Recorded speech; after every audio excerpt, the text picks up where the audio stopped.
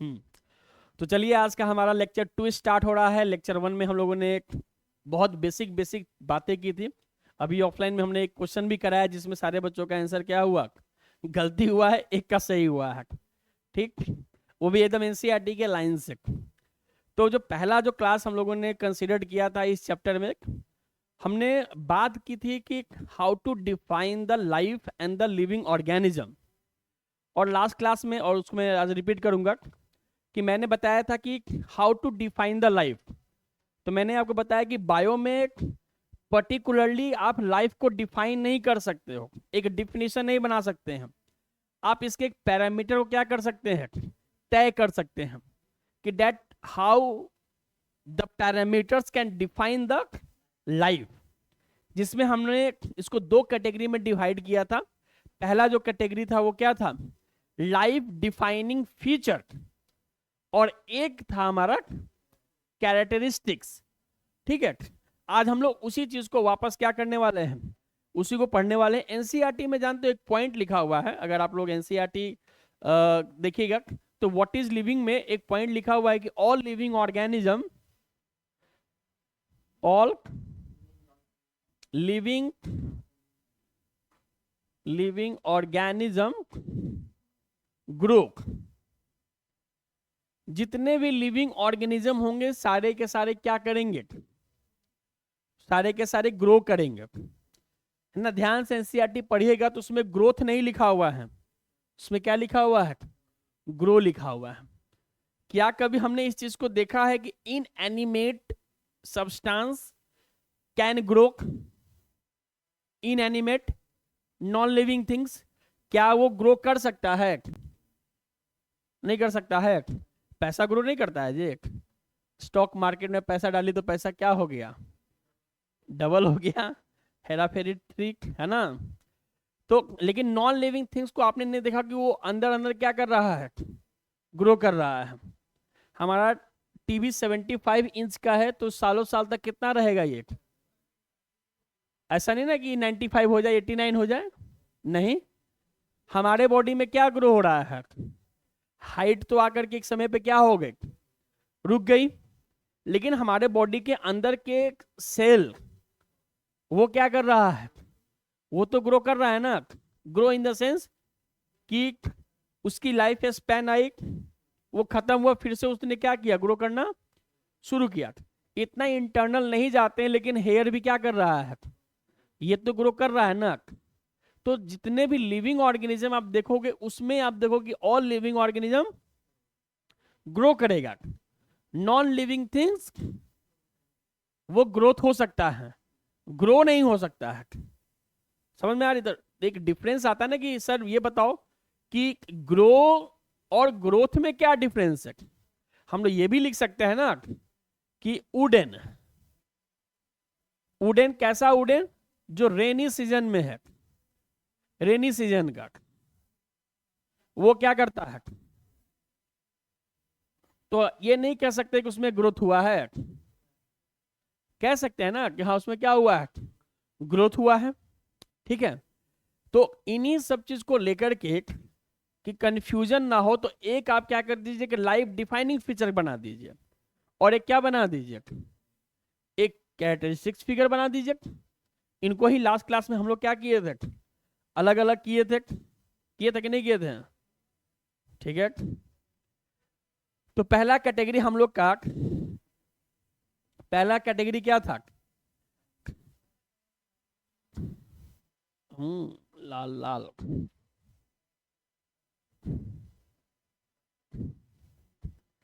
पहला हम लोग बात करेंगे क्या, डिफाइनिंग, डिफाइनिंग फीचर। तो डिफाइनिंग फीचर में सबसे पहले किसके बारे में पढ़ लें हम लोग, मेटाबॉलिज्म में पढ़ लोगे। डिफाइनिंग फीचर,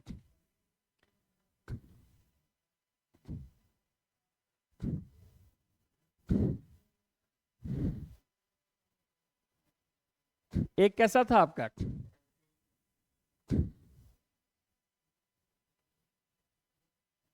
इसमें जो पहला था हमारा ग्रोथ, ग्रोथ को growth can see in non living as well as in living.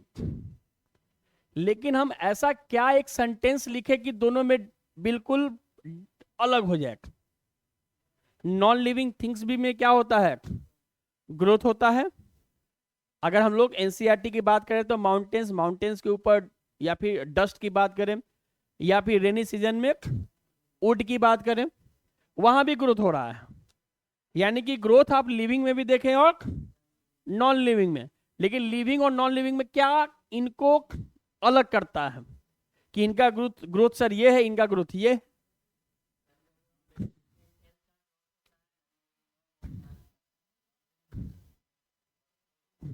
Living में सेल ने क्या शो किया, ठीक, इंट्रासेलुलर की एक्स्ट्रा सेलुलर, यानी कि शरीर के अंदर, तो अंदर के बॉडी के अंदर, inside the body, inside the body वो ग्रोथ हुआ, सेल ने ग्रोथ किया। रिवर्सिबल की इरिवर्सिबल, रिवर्सिबल वापस जा सकता है बैक में। हम लोग वापस बचपन में जा सकते हैं, नहीं जा सकते, बहुत चिंता की बात है ना। अगर ऐसा रहता तो नीट का एग्जाम देकर कहाँ चले जाते, नेटा पोस्टने, है ना, फिर वहां तक आते, फिर चल जाते नेटा पोस्टने।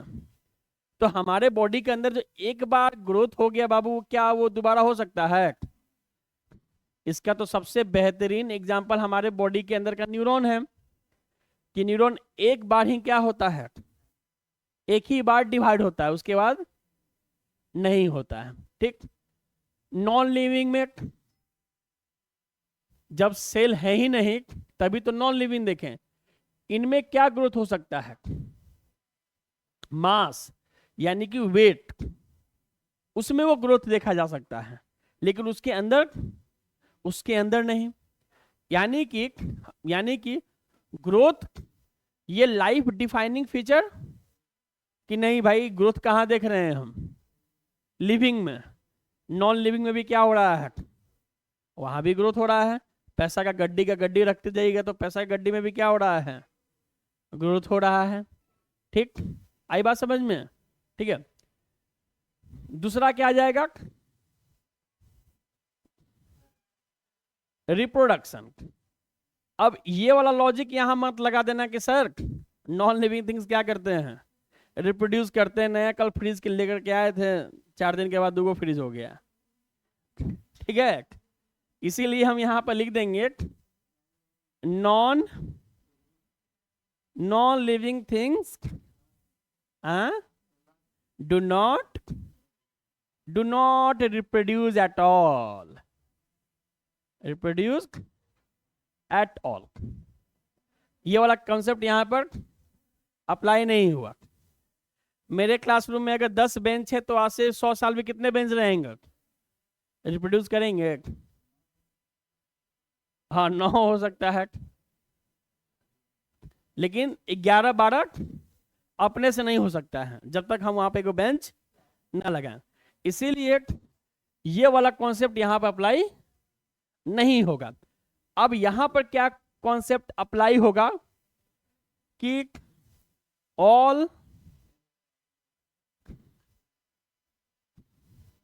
All living organism, Pappu can't dance साला, कांट रिप्रोड्यूस। मिराज का शादी नहीं हुआ तो रिप्रोड्यूस करेगा? तो क्या ये लिविंग ऑर्गेनिज्म नहीं है ना? लेकिन करना है, बेचारा घर का इकलौता बेटा है ना, खानदाने खत्म हो जाएगा, है कि नहीं जी? बहुत रिस्पॉन्सिबिलिटी है तुम्हारे ऊपर। तो all living organism can't reproduce, ये भी जरूरी नहीं है कि जितने भी लिविंग ऑर्गेनिज्म है सब रिप्रोड्यूस करेंगे। जैसे एग्जांपल में किसकी बात कर ले हम लोग, वर्कर इसके नाम में ही लिखा हुआ है कि तुमको जिंदगी भर क्या करना है, काम करना है, मजदूरी करना है, तो क्या रिप्रोड्यूस करेगा। ठीक है, वर्कर भी बहुत व्यस्त है। हाँ, म्यूल इन फर्टाइल कपल। अब इनके लिए एक और पॉइंट लिखना पड़ेगा आज के डेट में, नहीं तो वीडियो लोग देखेगा बोलेगा सर तो लोग बच्चे तो आ ही जाते हैं। विदाउट IVF, है ना, अब करके कर दिखाओ रिप्रोड्यूस, है ना। अब तो आज के डेट में रोटी बनाने के लिए मशीन है, टेक्नोलॉजी आ गया है ना। तो अगर इस टेक्नोलॉजिया को हटा दिया जाए तब ये करके दिखाएं रिप्रोड्यूस। इसीलिए रिप्रोडक्शन ये लाइफ को डिफाइन नहीं करता है, ये उसका कैरेक्टर है कि वो क्या कर सकता है, रिप्रोड्यूस कर सकता है। लेकिन ये जरूरी नहीं है कि सारे लिविंग ऑर्गेनिज्म क्या करेंगे, है ना। म्यूल के साथ क्या दिक्कत है, क्योंकि ये क्या नहीं है, ये स्पीसीज ही नहीं है। ठीक है, ये स्पीसीज ही नहीं है, क्योंकि मैंने आपको बताया था कि स्पीसीज होने की क्वालिटी क्या है, जो सेम क्रोमोजोम में क्या करे, इंटरब्रीड करे। एक्सेप्शन फॉक्स और डॉग, वो क्या कर सकते हैं, आपस में रिप्रोड्यूस कर सकते हैं। इसीलिए एक साइबेरिया का डॉग भी होता है जिसको क्या बोलते हैं, साइबेरियन डॉग जो होता है ना, वो फॉक्स और वो डॉग का क्या है, वो ब्रीड है, लेकिन वो फर्टाइल है, वो इनफर्टाइल नहीं है। आई बात समझ में। तो स्पीसीज होने का सबसे बेहतर डिफिनीशन कि स्पीसीज क्या करेगा, रिप्रोड्यूस करेगा। आई बात समझ में, कोई दिक्कत। तो ग्रोथ और रिप्रोडक्शन ये क्या हो सकते हैं, ये लाइफ का कैरेक्टर हो सकता है, लेकिन ये डिफाइन नहीं करेगा। डिफाइन कौन करेंगे, डिफाइन करेगा आपका मेटाबॉलिज्म। क्या मतलब होता है मेटाबॉलिज्म का, जरा बताइए। What do you mean by the metabolism?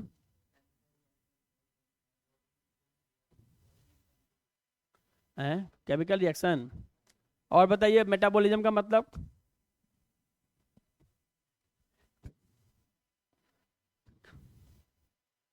Sum total of all chemical reaction inside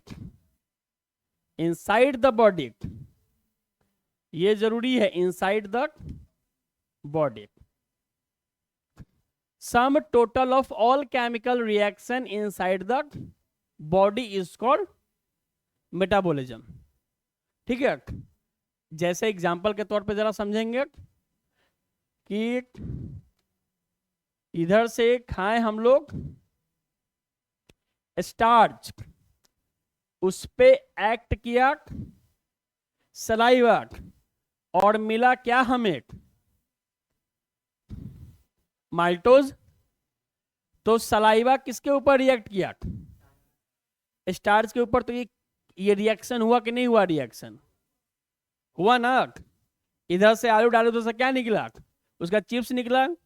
तो कुछ ना कुछ क्या आया, कुछ तो हुआ ना। ठीक है, तो स्टार्च यानी कि केमिकल रिएक्शन का मतलब कि A+B करिए और क्या आ जाए। ठीक है, जैसे हमने आपसे एक क्वेश्चन पूछा कि what do you mean by life, तो A इधर गया, B आपने दिया, तो एक डिफिनेशन क्या हो गया। ठीक, एक A हम ही डिफिनेशन दिए, B हम ही डिफिनेशन दिए, और आप मन से कुछ बोल दिए, तो आपका वो क्या हो जाएगा, वो अलग हो गया। तो यहाँ पे रिएक्शन के बाद क्या हो रहा है, अलग है ना हो रहा है, रिजल्ट तो अलग है ना है। नहीं समझ में आया, ये वाला जो एग्जाम्पल दिए, ये टॉन्ट वाला एग्जाम्पल है। कि टीचर पूछता कुछ और है, बच्चा जवाब देता कुछ और है। तो यहाँ भी तो यही ना हो रहा है, प्रोडक्ट दे रहे हैं कुछ और, रिजल्ट क्या निकल रहा है, कुछ और ही हो रहा है। ठीक, तो ये भी एक एग्जाम्पल है। हम खाएं C6H12O6, ये खाएं, इसके ऊपर क्या ऐड किया, O2, हमें क्या दे दिया, ATP। जो भी खाना खाते हैं किस फॉर्म में रहता है, ग्लूकोज के फॉर्म में रहता है, तो उससे क्या निकल के आ गया, कोई दिक्कत। तो शरीर के अंदर जो भी केमिकल रिएक्शन हो रहा है उसे क्या बोलेंगे हम लोग, मेटाबॉलिक बोलेंगे। क्या बोलेंगे, मेटाबॉलिज्म कुछ और होता है, मेटाबॉलिक कुछ और होता है, ये मेटाबॉलिक पे फोकस कीजिए। ठीक, और कभी भी रिएक्शन होगा तो इसके कितने एस्पेक्ट्स निकलेंगे, अगर रिएक्शन हो रहा है तो रिएक्शन के कितने एस्पेक्ट निकलेंगे, 2। ग्लूकोज को ऑक्सीजन के प्रेजेंस में आपने तोड़ा तो वहां से आपको जो चाहिए था वो तो लिख दिए, और जो प्लांट को चाहिए था CO2 कौन लिखेगा, वो भी लिखाएगा। तो रिएक्शन के चीज क्या होंगे, 2 होंगे। ठीक है, तो ये जो CO2 है वो हमारे लिए क्या है, अरे भाई तो हमारे लिए वेस्ट है कि इंपॉर्टेंट प्रोडक्ट है, हमारे लिए इसका कोई लेना देना नहीं, हमारा वेस्ट प्रोडक्ट। लेकिन जो ये ATP है ये हमारे लिए क्या है, ये तो बहुत इंपॉर्टेंट है, यूजफुल। तो जो वेस्ट प्रोडक्ट होगा उसकी क्या कहेंगे हम लोग, जो वेस्ट प्रोडक्ट हुआ वो क्या होगा, एनाबॉलिक या कैटाबॉलिक, वो अलग चीज है। ये जो CO2 यहां से निकला और वेस्ट निकला, जो हम समझाने वाले हैं कैटाबॉलिक एनाबॉलिक, वो कैटाबॉलिक और एनाबॉलिक ये नहीं कि जो हमारे यूज के लिए है वो एनाबॉलिक, और जो हमारे यूज के लिए नहीं है वो कैटाबॉलिक, वो नहीं है। ठीक, कैटाबॉलिक और एनाबॉलिक रिस्पायरेशन और फोटोसिंथेसिस का एक एग्जाम्पल है। और जो रिवर्स हो जाए उसको क्या बोलते हैं, जो रिवर्स हो जाए रिस्पायरेशन इन प्लांट में पढ़ना है, याद कीजिए। ठीक, देखो यहां पर रिएक्शन में एक हो आ जाएगा आपका कैटाबॉलिक और एक हो जाएगा एनाबॉलिक। कैटाबॉलिक में चीजें टूटेंगी, बिल्ड होंगी कि ब्रेक होगा, कैटा काटना, ब्रेक। और एनाबॉलिक में क्या होगा, ये हो जाएगा बिल्डअप हो जाएगा। मेटाबॉलिक अभी जो पढ़े हम लोग, मेटाबॉलिक का मतलब क्या हुआ कि all the chemical reaction which happen inside the शरीर के अंदर। ठीक है, खाना खाएं तो खाना क्या हुआ, टूटा ना, तो रिस्पायरेशन इज फोटोसिंथेसिस में फूड, तो वो क्या कहलाएगा, एनाबॉलिक कहलाएगा। फोटोसिंथेसिस में H2O लेकर के आए, CO2 लेकर के आए, और इकट्ठे पिकनिक करके क्या कर रहे हैं, उसको बना रहे हैं। तो बिल्डअप हुआ, नहीं हुआ बिल्डअप, आज जाके ग्लूकोज बन गया। अब जो ग्लूकोज हमारे शरीर में आया, हमने उसको तोड़ दिया, क्योंकि तोड़ेंगे तभी हमारे बॉडी में वो चीज क्या होगा, एनर्जी देगा। तो मेटाबॉलिक के यहाँ पे 2 एस्पेक्ट, ऐसा जो ब्रेक करे उसे क्या कहेंगे।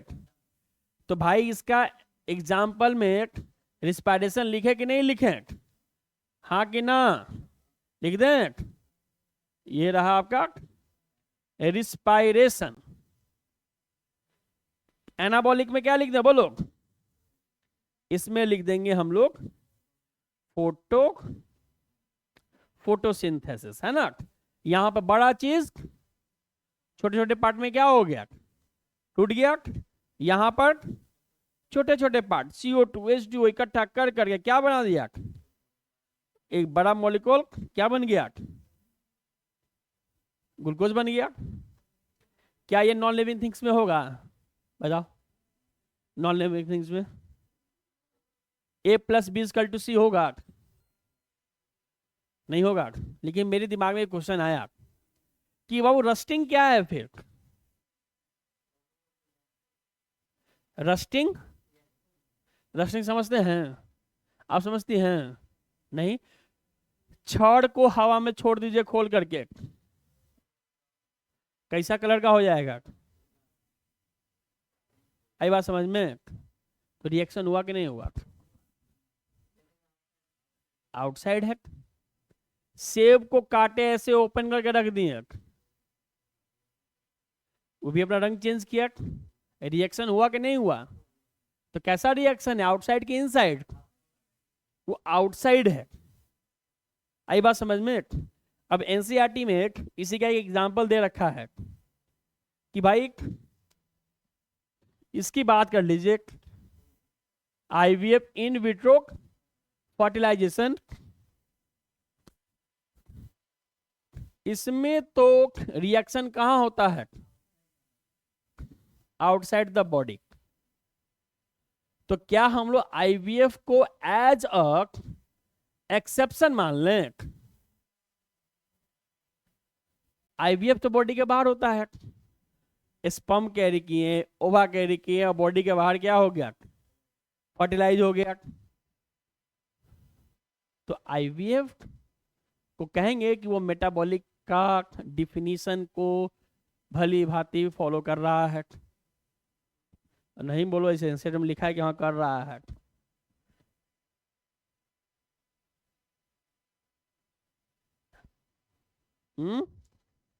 तो आईवीएफ क्या होगा? एनसीईआरटी ने कहा कि होता रहा है आउटसाइड द बॉडी, लेकिन we will provide what condition as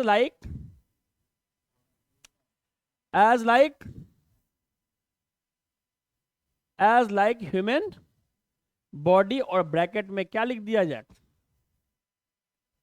inside. नहीं समझ में आया? कि जो शरीर के अंदर होना चाहिए उसी चीज को बाहर में, तो वो क्या हो गया, लिविंग हो गया, है ना? आईवीएफ में होता है। आईवीएफ किन के लिए है? इनफर्टाइल कपल के लिए, है ना? जिसमें हो सकता है कि स्पर्म काउंट क्या हो, कम हो, या हो सकता है कि ओवा नेचुरली रैप्चर ना करे, या फिर इसकी खुद की मेटाबॉलिक रेट क्या हो जाए, कम हो जाए। तो इनको आर्टिफिशियली तरीके से बाहर क्या किया जाता है, लेबोरेटरी में फ्यूज करवाया जाता है। अब जो फ्यूज करवाते हैं उसके पास कितना ज्यादा रिस्पॉन्सिबिलिटी है कि उसके सामने एकदम 10-12 बच्चे क्या है, टेस्ट ट्यूब में बैठल है अंदर, गलती से इधर का बच्चा उधर का बच्चा हो जाए तो।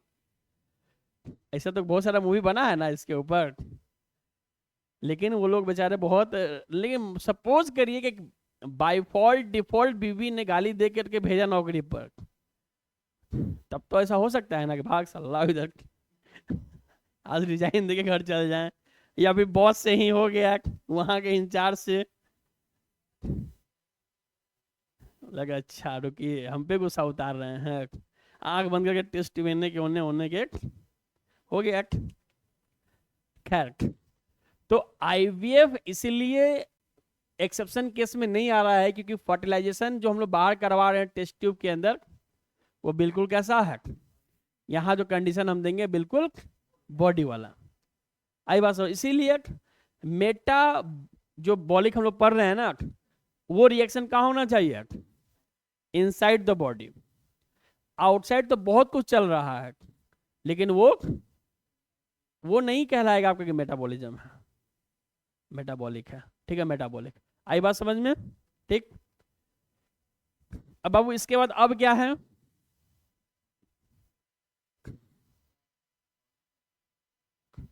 कॉन्शसनेस, और एक डाल दीजिए सेल्फ सेल्फ कॉन्शसनेस। क्या होता है इसका हिंदी मतलब?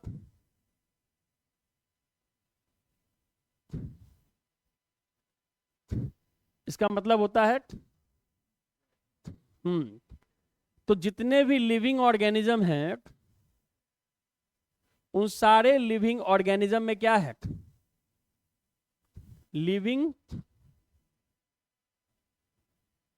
लिविंग ऑर्गेनिज्म क्या शो करेगा? Consciousness, consciousness. और ये कौन शो करेगा?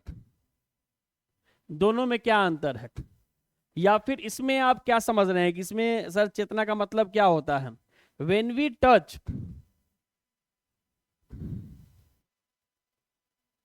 टच मी नॉट प्लांट, तो ये क्या शो करते हैं? When we touch me not plant, dehydrated, तो आपने टच किया, उसने रिस्पॉन्स दिखाया। मतलब कि रिस्पॉन्स करने की जो एबिलिटी है वो किसकी है? लिविंग ऑर्गेनिज्म की है। इस बोट को हम लोग चेता सकते हैं कि जाओ नहीं तो गोली मार देंगे, नहीं ना, या फोड़ देंगे। लेकिन ये हमारे साथ ये हो सकता है, हम लोग रिस्पॉन्स करते हैं, हम लोग, ये लिविंग ऑर्गेनिज्म के। लेकिन यहां पर बात है कि what is the difference between the self consciousness and consciousness. ये तो सब करेगा। कुत्ता के सामने पानी फेंके तो कुत्ता क्या करेगा? भागेगा, अगर वो लेजी ना हो तो। लेजी वाला सब ऐसी क्या रहता है, वो पड़ा रहता है। खैर, हमारे लिए सेल्फ कॉन्शियसनेस का वर्ड क्यों यूज किया गया है? सेल्फ कॉन्शियसनेस का मतलब क्या है बताइए? समझ बुझ के आगे बढ़ना। सेल्फ कॉन्शियसनेस का मतलब क्या होता है?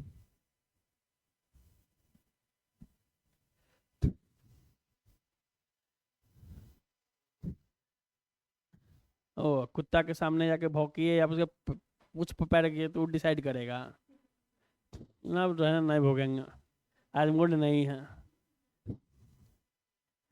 हर एक्शन का रिएक्शन तो हर लिविंग ऑर्गेनिज्म करता है, सब कोई करता है। लेकिन हमारे साथ सेल्फ कॉन्शियसनेस का मतलब क्या है? हाउ टू डिफाइन, मतलब कि हम लोग कैसे रिएक्ट करते, क्या होता है सेल्फ कॉन्शियसनेस का मतलब? खुद के बारे में अवेयर रहना, बाकी लोग अवेयर नहीं रहता है खुद के बारे में। बाकी ऑर्गेनिज्म खुद के बारे में कैसे रहता है? डॉग कहाँ खुद के बारे में अवेयर है? कहाँ वो जाता है पार्लर में, भाव भाव खोल के अंदर गया कि मेरा जरा साफ उफ कर लीजिए। लेकिन उस सब के पास भी खुद का है ना जी। अगर इचिंग करता है तो पैर हाथ ऊपर करके ऐसे ऐसे, तो अपने लिए अवेयर है तभी ना वैसा कर रहा है। तो क्या डिफरेंस है ना? तो एक डिफरेंस बताइएगा कि what is the difference between self, है ना? कमेंट करके जरूर आप लोग बताइएगा कि कॉन्शियसनेस और सेल्फ कॉन्शियसनेस में क्या अंतर। ये सिर्फ ह्यूमन की फीचर है ना? No one can show other than the human like self consciousness, and humans are the only living organism on the earth those have corpus callosum। corpus callosum जो brain को क्या करता है, ये सिर्फ हमारे पास है और किसी के पास में नहीं है।